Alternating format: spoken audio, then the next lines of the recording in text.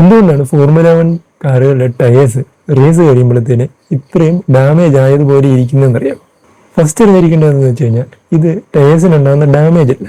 ഇത് റേസ് നടക്കുമ്പോൾ ട്രാക്കിൽ ഈ ടയേഴ്സിൻ്റെ കുറേ റെസിഡ്യൂസ് തെറിച്ച് കിടക്കും. അത് ഈ ട്രാക്കിൻ്റെ സൈഡിൽ വന്ന് കിടക്കും. അപ്പോൾ ഡ്രൈവേഴ്സ് റേസ് കഴിയാറാകുമ്പോഴത്തേന് ഈ കോർണറിനോട് ചേർത്ത് ഓടിച്ചിട്ട് ആ ഒരു റബ്ബർ ഈ ടയറിലേക്ക് ഒട്ടിപ്പിടിക്കുന്നതാണ്. ചുരുക്കി പറഞ്ഞാൽ ഡ്രൈവേഴ്സ് ഇത് അറിഞ്ഞുകൊണ്ട് ചെയ്യുന്നതാണ്. ഈ ഫോർമുല 1 റേസിൻ്റെ ഇടയിൽ ടയേഴ്സ് അത്ര പ്രഷറിലാണ് ഇരിക്കുന്നത്, അത്ര ഡൗൺ ഫോഴ്സിലും. അതുമല്ല ഒരേ വഴിയിൽ തന്നെ വീണ്ടും വീണ്ടും ഓടിച്ച് ആ ടയേഴ്സിൻ്റെ അതിൻ്റെ ടിപ്സൊക്കെ അവിടെ നിന്ന് ഇളകി ട്രാക്കിൽ വന്ന് കിടക്കും. ട്രാക്കിൻ്റെ റേസ് നടക്കാത്ത ആ ഒരു സൈഡ് ഉണ്ടല്ലോ, അവിടെ വന്നിങ്ങനെ കണക്റ്റായിട്ട് കിടക്കും. അപ്പോൾ എന്തിനായിരിക്കും ഡ്രൈവേഴ്സ് ഇത് അറിഞ്ഞുകൊണ്ട് ആ സൈഡിൽ കൂടെ ഓടിച്ചിട്ട് ആ ടയറിൻ്റെ ബിറ്റ്സ് ടയറിൽ കൊട്ടിപ്പിടിപ്പിക്കുന്നത്?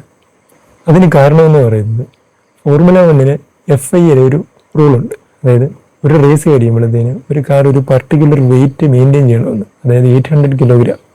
അതിന് ടോളറൻസ് ഉണ്ട്. അതായത് 799 കിലോഗ്രാം ആയാലും കുഴപ്പമില്ല. പക്ഷെ അതിനും വെയിറ്റ് കുറവാണെങ്കിൽ ഡിസ്ക്വാളിഫൈ ആവും.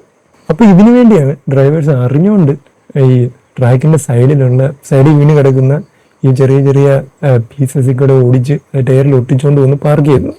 കാരണം ഈ പീസസ് എല്ലാം ഇരുന്ന് കഴിഞ്ഞാൽ ചിലപ്പോൾ ഒരു സിഗ്നിഫിക്കൻ്റ് എമൗണ്ട് ഓഫ് വെയിറ്റ് കൂടാനോ സാധ്യതയുണ്ട്.